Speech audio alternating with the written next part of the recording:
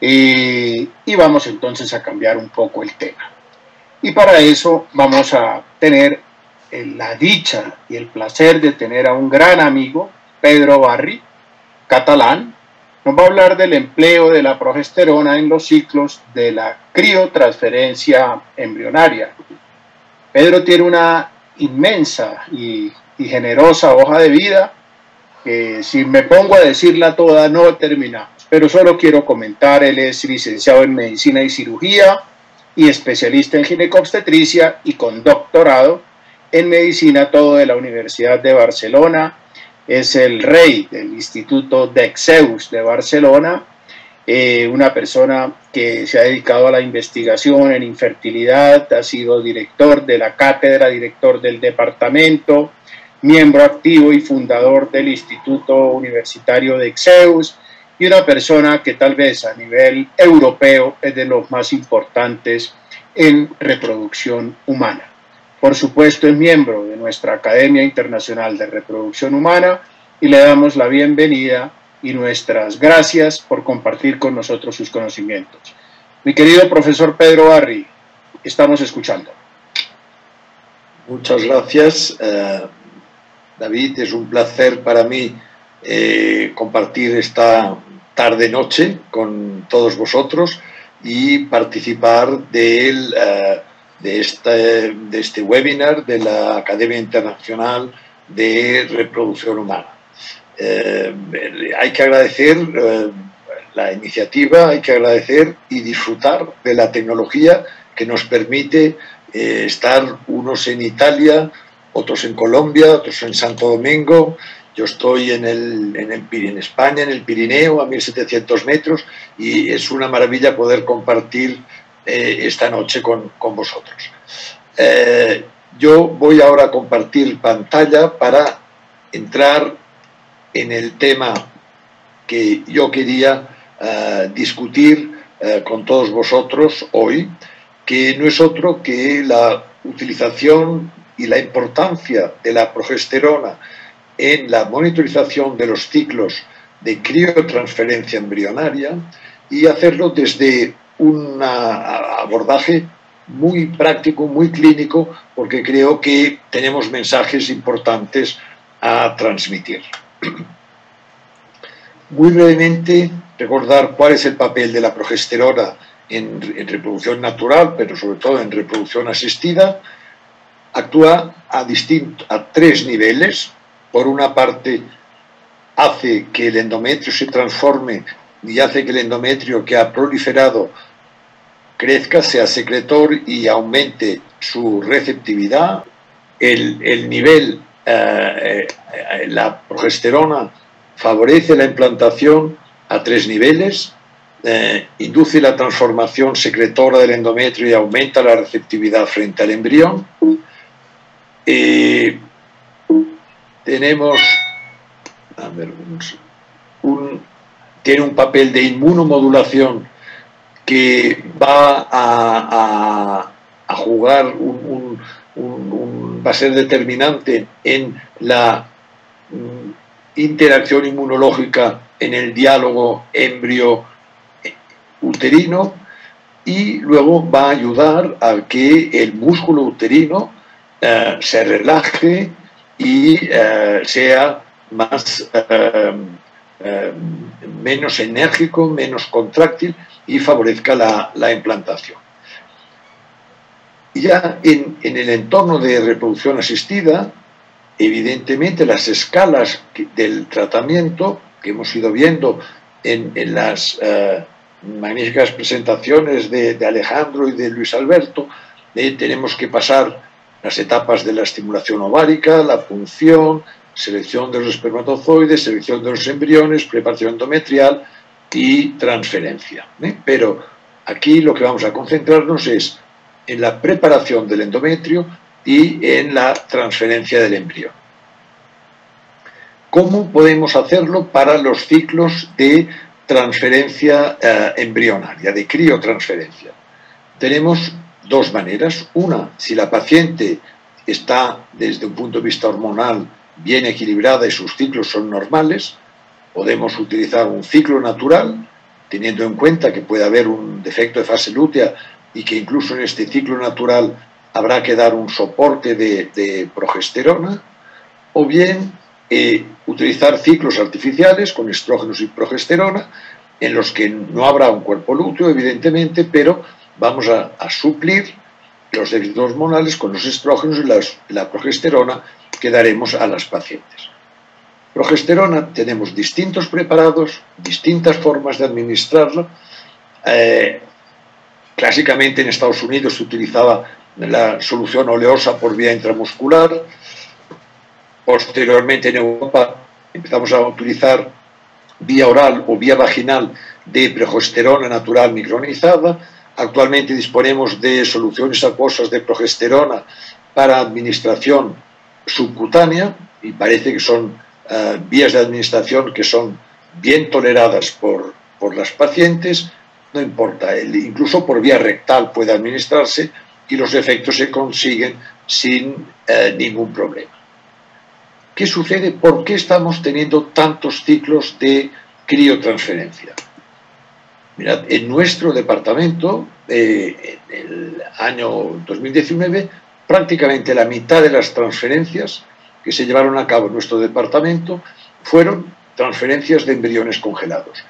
Y el incremento que hemos ido observando en los últimos años está por encima de un 20%. ¿Y a qué se debe este incremento en el número de ciclos de criotransferencia?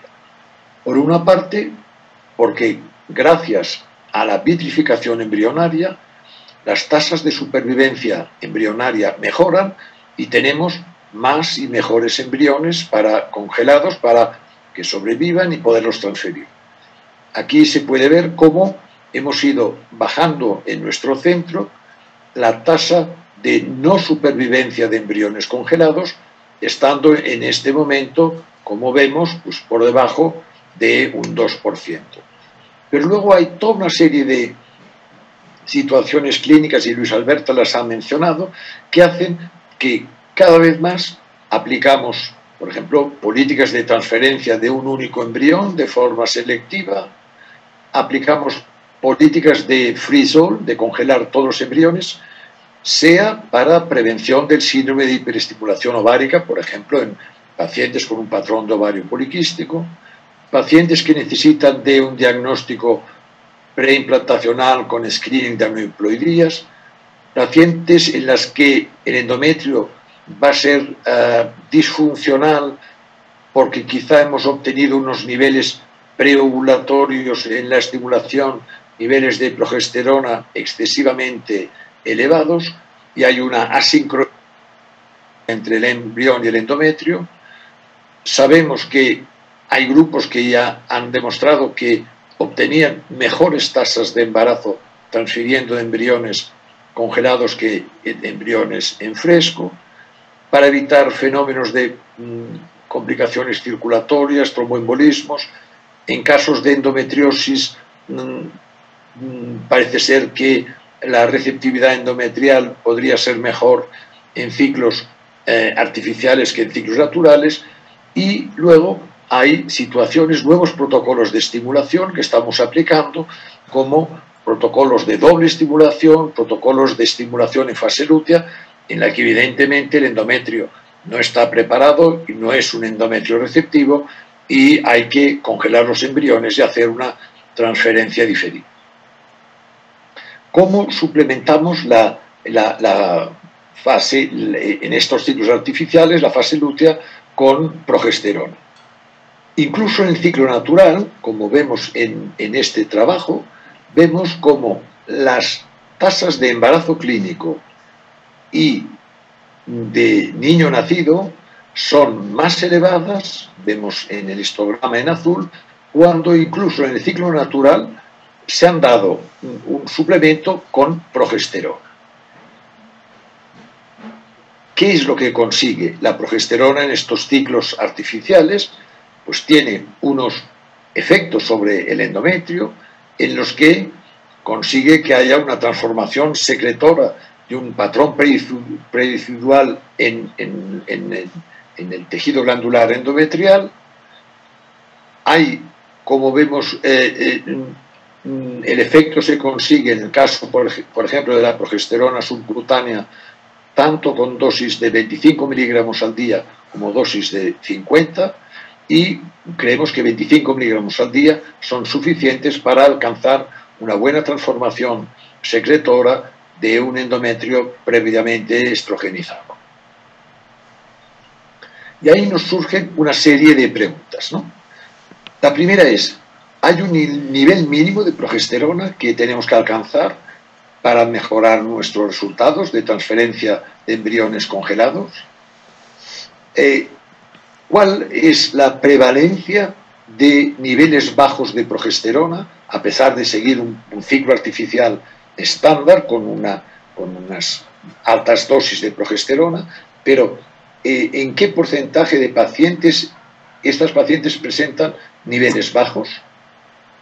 ¿Cuál es la ventaja de medir progesterona antes de la transferencia?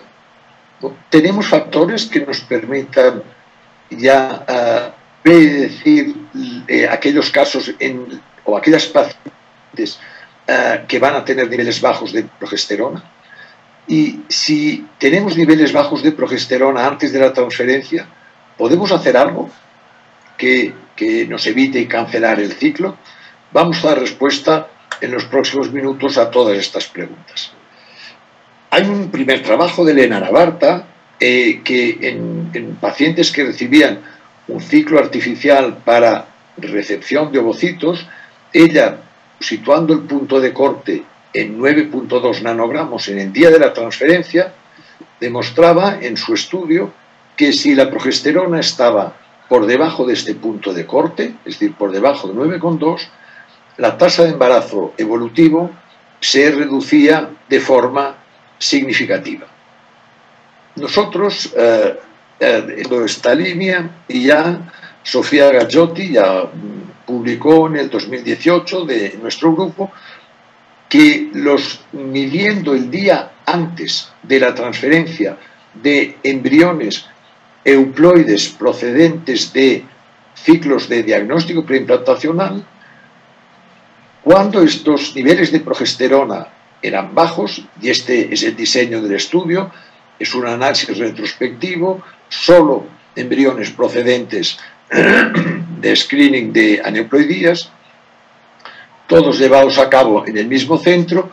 Este es el esquema de preparación endometrial que nosotros seguimos, muy sencillo: 6 miligramos al día de valerianato de estradiol, 2 miligramos cada 8 horas por vía oral, y luego progesterona por vía vaginal, 200 miligramos, un óvulo de 200 miligramos cada 8 horas. Medimos el nivel de progesterona el día antes del día previsto, que sería ya quinto día de impregnación estrogénica, cuando íbamos a transferir este blastocisto euploide, y medimos el día antes del nivel plasmático de progesterona. ¿Y qué vimos? Que si establecíamos cuartiles, por debajo de 8,06, entre 8 y 10,6, entre 10 y 13 y por encima de 13, había una reducción significativa de la tasa de niño nacido vivo debido a un incremento muy significativo en la tasa de aborto.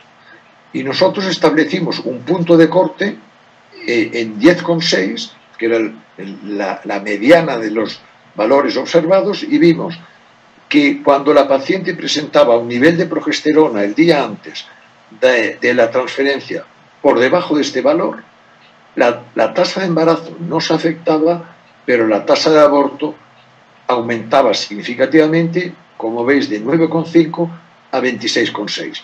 Y eso se traducía en que la tasa de niño vivo se reducía de forma significativa. Seguimos adelante en esta línea de trabajo que ha constituido la tesis doctoral de Sofía Gaggiotti, y quisimos ver qué sucedía cuando medíamos los niveles de progesterona el día antes de la transferencia en pacientes que no hacían un ciclo artificial, sino que seguían un ciclo natural. Y aquí está el esquema del estudio. Las pacientes lo único que hacían era medir con ultrasonidos y con LH en orina para identificar el momento de la ovulación, y a partir de identificar el momento de la ovulación programábamos el día en que se tenía que hacer la transferencia. Y el día antes, de nuevo, medíamos progesterona. ¿Y qué vimos en este estudio? Vimos cosas interesantes. Primero, que es, por ejemplo, la influencia del peso de las pacientes. Cuanto mayor peso, mayor índice de masa corporal, más probable es que las pacientes tengan niveles bajos de progesterona. Y vemos aquí que si tomamos el punto de corte en 10, como hacíamos, incluso en pacientes en ciclo natural, repito, vemos como en este grupo de pacientes la tasa de embarazo se reducía, la tasa de aborto no variaba, pero la tasa de embarazo evolutivo o la tasa de niño vivo prácticamente se reducía a la mitad. Es decir, incluso en el escenario un ciclo natural tiene importancia medir la progesterona y actuar si este valor es bajo. Este es el resumen de este estudio. En niveles bajos de progesterona vemos como aquí la tasa de niño vivo era de un 26% frente a un 41% cuando la progesterona era normal. Y eso es válido tanto en ciclos en los que se había hecho diagnóstico preimplantacional, es decir, que el factor embrionario quedaba descartado como causa de no embarazo o como causa de aborto, al igual que en los ciclos en los que habíamos efectuado el diagnóstico preimplantacional. Otra cosa que nos preguntábamos es si tenía valor una sola determinación de progesterona en un día determinado, porque sabemos de los estudios ya viejos de Marco Filicoli que en la fase lútea media y en la fase lútea tardía la progesterona fluctúa mucho y podíamos pillar un nadir o un pico o un valle en el nivel de progesterona que nos llevara a una confusión. Y replicamos este estudio en nuestro departamento. Iñaki González Forulia publicó recientemente en Human Reproduction un estudio midiendo progesterona en distintos momentos del día. Y lo que vimos, y esto estaba hecho en donantes, y medíamos progesterona y vimos que en un mismo día podía haber variaciones que podían estar en un 44%. Es decir, había variaciones significativas entre las 8 de la mañana y las 8 de la tarde. Y luego quisimos estudiar, en otra publicación de Iñaki en RBM Online, si podíamos identificar factores que nos permitieran ya conocer a priori qué pacientes iban a presentar niveles bajos de progesterona.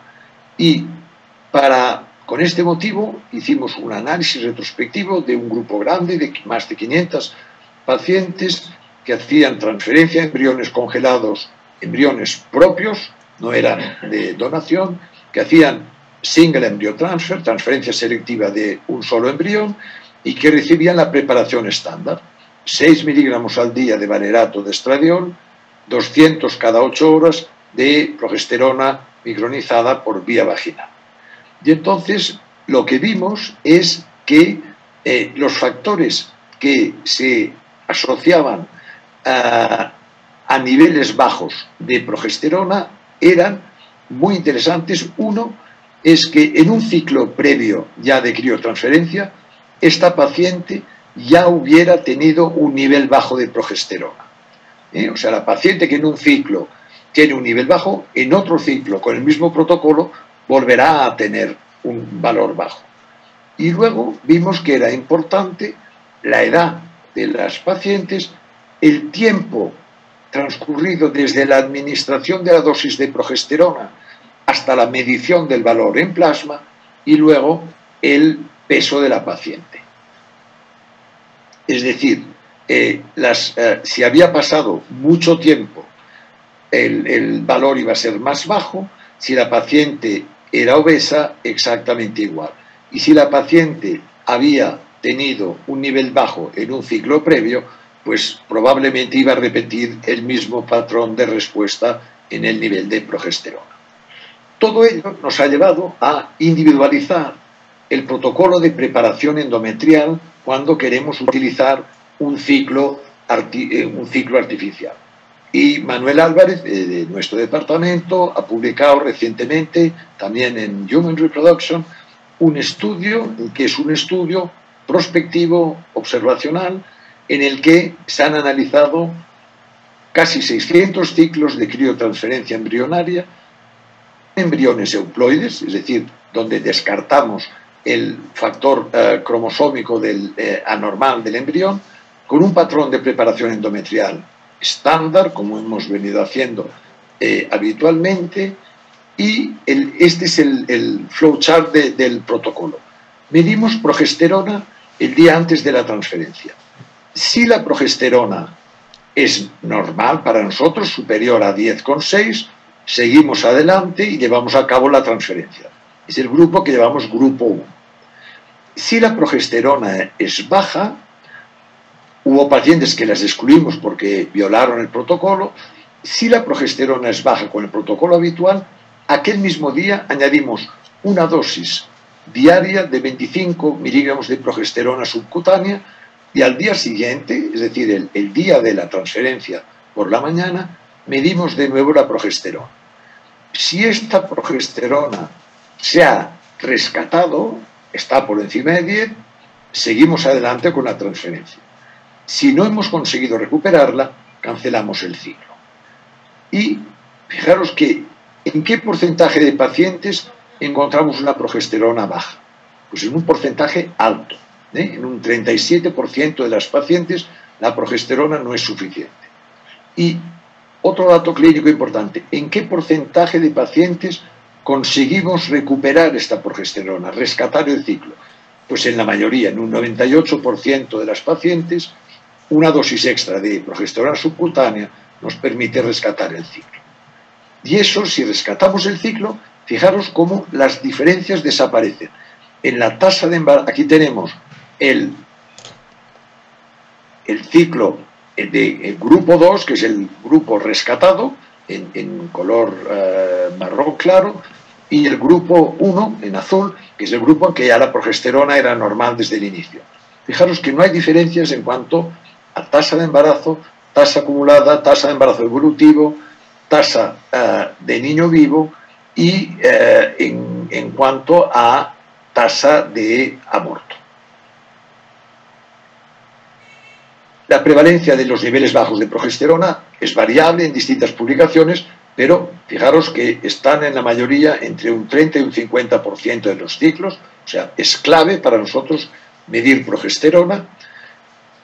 Un detalle importante en los ciclos artificiales, las complicaciones que se pueden dar, y sabemos que hay un aspecto importante que es las complicaciones, los trastornos hipertensivos en los embarazos conseguidos por transferencia de embriones congelados en ciclo artificial, y esos son datos nuestros, en los que vemos claramente que en los ciclos en que eran embriones congelados, fueran de donación de ovocitos o de fecundación in vitro, vemos cómo las tasas de trastornos hipertensivos o en los ciclos de donación son significativamente más altas que en los ciclos de fecundación in vitro convencional, en los que ha habido una hiperestimulación y ha habido presencia del cuerpo lúteo.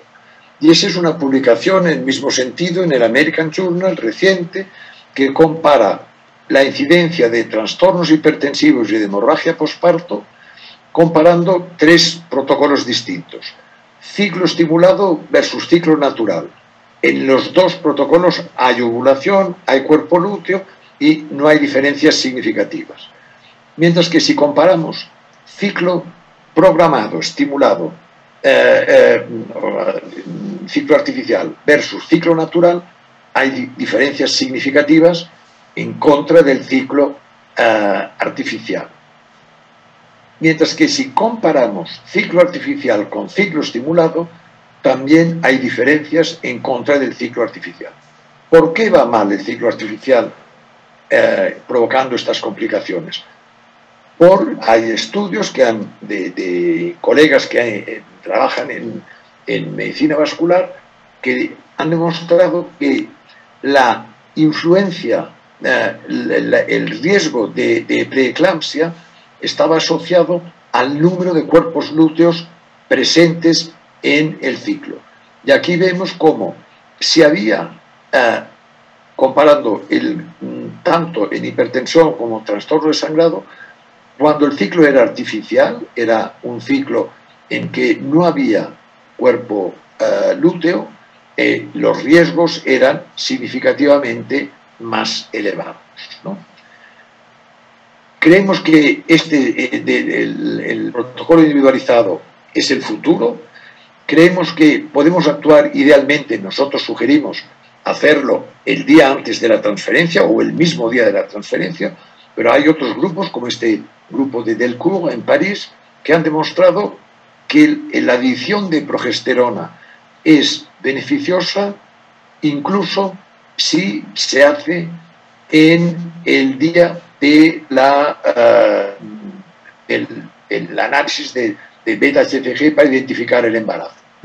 Aquí se demuestra cómo si la progesterona, si no se da un soporte de progesterona, o se da en el momento de la transferencia, o se da cuando la beta es positiva, vemos que si se da progesterona pronto, un suplemento en el día de la transferencia, la tasa sigue alta y es mejor, pero la tasa de aborto se reduce de forma significativa de un 46 a un 16%.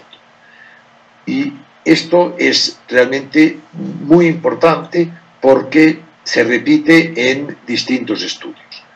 Y hay una cosa que es muy importante en la medición de progesterona, que es, nosotros la medimos el día antes de la transferencia y el día de la determinación de la beta-HCG para confirmar el embarazo. ¿Por qué? Porque aquí vemos en este estudio danés, muy interesante, cómo se comparan el outcome del ciclo, es decir, si ha habido embarazo o no, y si ha sido un embarazo que ha acabado en aborto en un niño vivo, comparando los niveles de progesterona y los niveles de beta-HCG.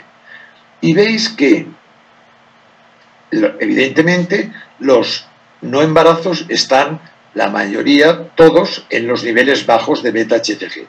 Pero en los niveles altos de beta-HCG, fijaros que cuando la progesterona era baja, la mayoría de los abortos han caído aquí, han caído en el cuadrante en que había buenos niveles de beta-HCG y bajos niveles de progesterona. Cuando los dos marcadores estaban altos, eran embarazos evolutivos. Vale la pena medir progesterona en el día del HCG porque ahí de nuevo podemos suplementar y reducir la tasa de aborto.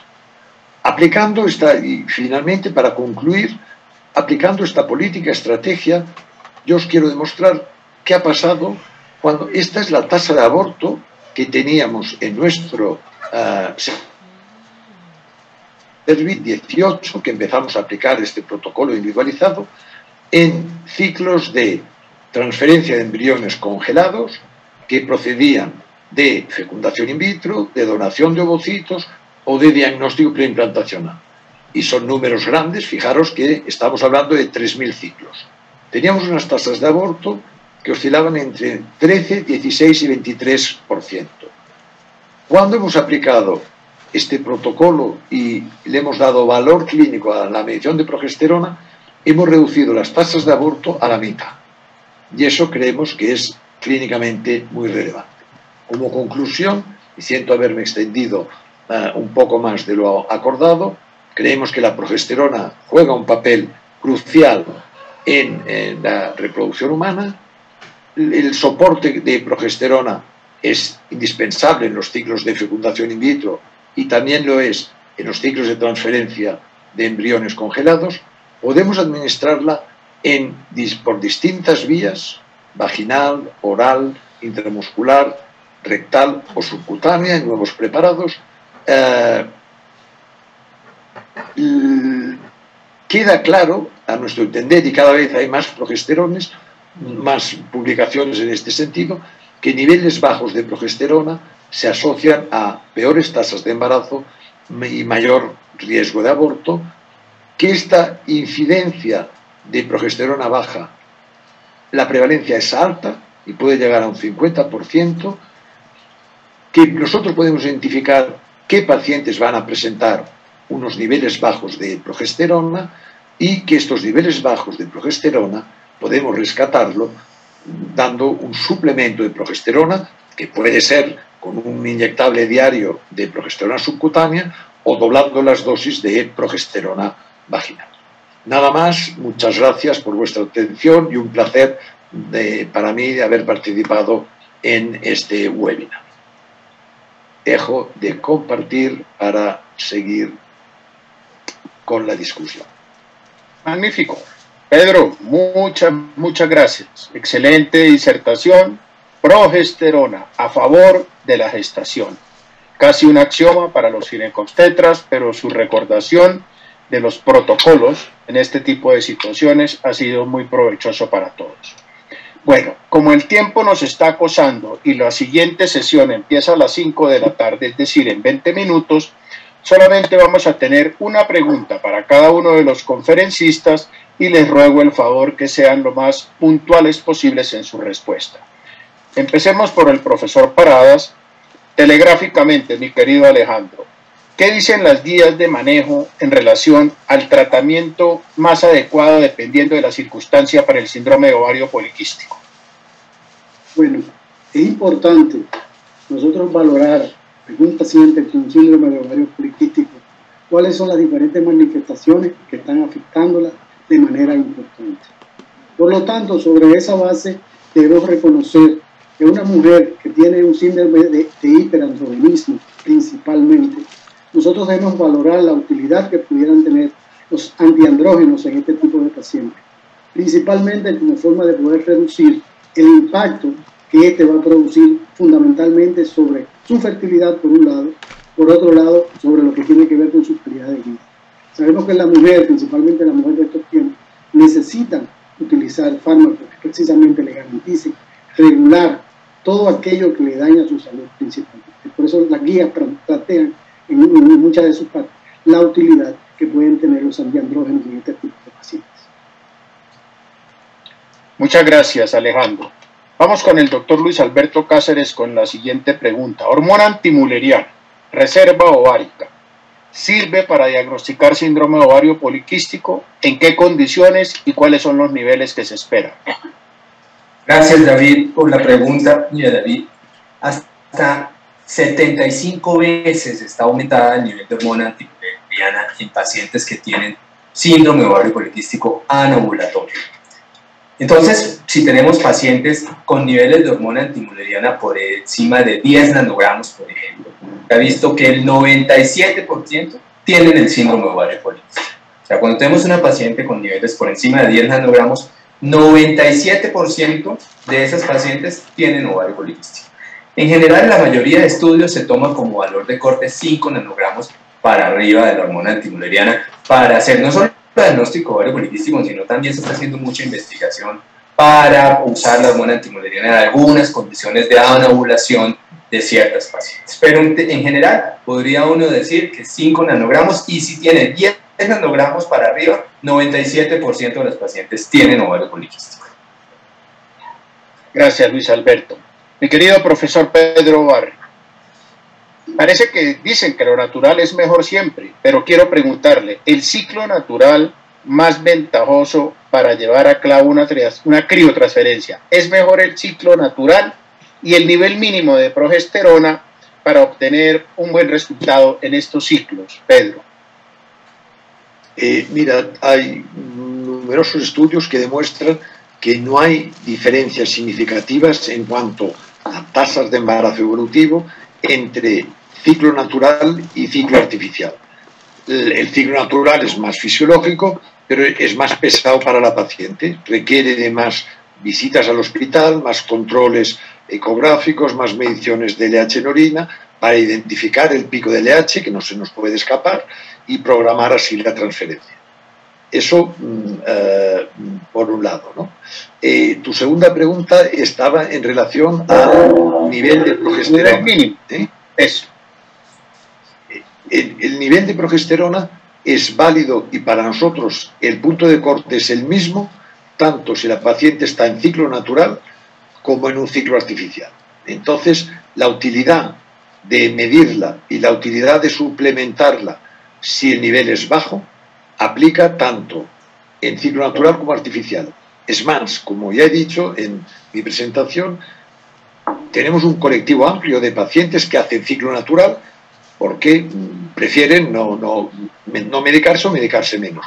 Pero incluso en estas pacientes les damos, a partir de la transferencia, un soporte de fase lútea con progesterona, un soporte de progesterona vaginal, 600 miligramos al día, a lo largo de las 2 semanas posteriores a la transferencia. Gracias. Pues fíjense que estuvieron muy juiciosos nuestros conferencistas y nos da chance a una pregunta más. Mi querido Alejandro, metformina, ¿cuándo y cuánto? De hecho, uno de los fármacos que son muy útiles para utilizar por la misma insulinoresistencia que se produce en el síndrome ovario poliquístico es la metformina, al igual que pudiéramos considerar también el uso de las estatinas o las situaciones que se pueden producir a este nivel. Metformina regularmente se considera la utilidad de poder utilizar 750 miligramos dosis diaria. Vamos a tener el manejo de dosis respuesta mirando sobre la base de la progresión de la utilización de la misma, y esto nos va a permitir valorar en qué momento podemos reducir la dosis de este medicamento. Excelente, muchas gracias. Luis Alberto, hemos compartido muchos escenarios en Colombia en relación con anticonceptivos y síndrome de ovario poliquístico, y siempre hemos estado en algunas veces en discrepancia y otras veces de acuerdo. Una opinión rápida de los anticonceptivos en síndrome de ovario poliquístico. Funcionan. De hecho, nosotros lo usamos en técnicas de reproducción asistida para, uno, pues para programar algunas series de casos, pero lo otro, para lo cual nos sirve el anticonceptivo, es para disminuir los niveles de FSH y LH y poder arrancar con un ovario en reposo. Eso desde el punto de vista reproductivo. Y desde el punto de vista, pues, de las manifestaciones androgénicas, para controlarlas con anticonceptivos, pues no hay duda de que el anticonceptivo pues, definitivamente sigue siendo la primera línea de tratamiento en la paciente con manifestaciones androgénicas pues por un ovario poliquístico. Gracias. Y mi querido Pedro, para terminar esta sesión que ha estado realmente muy agradable y hemos recibido muy buenos comentarios de parte de nuestra audiencia.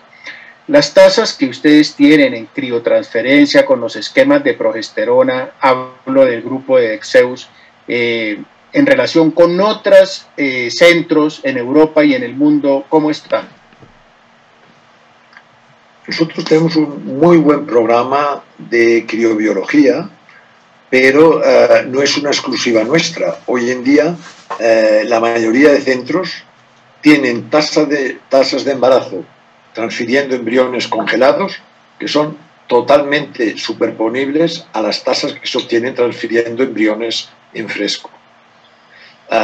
O sea que yo creo que el tener una tasa de implantación por embrión cuando transferimos blastocistos que se sitúe entre un 45 y un 50% es habitual en la mayoría de los programas, no solo en el nuestro. Y creo que cada vez más conocemos mejor este diálogo útero-embrionario y eso nos permite ser más fisiológicos y ser más eficaces. Muchas gracias. Bueno, no me queda sino agradecer en nombre de la Academia Internacional de Reproducción Humana, del copresidente, profesor Andrea Genetzani, y en el mío propio, la gentileza que ustedes han tenido, agradecerles la experticia, el compartir sus conocimientos con nosotros, y desearles un resto de noche allá en los Pirineos y un resto de tarde aquí en Latinoamérica muy agradable. Y les quiero pedir a todos que en 15 minutos, es decir, a las 5 de la tarde, hora Colombia, estaremos empezando la siguiente sesión para que podamos tomar un pequeño descanso y a las 5 nos vemos aquí. Profesores, de corazón, mil gracias. Hemos pasado una noche muy agradable y una tarde espectacular. Dios los bendiga y hasta la próxima será. 15 minutos, queridos colegas. Muchas gracias, David, y gracias a Luis y Alejandro. Doctor Alejandro. Gusto.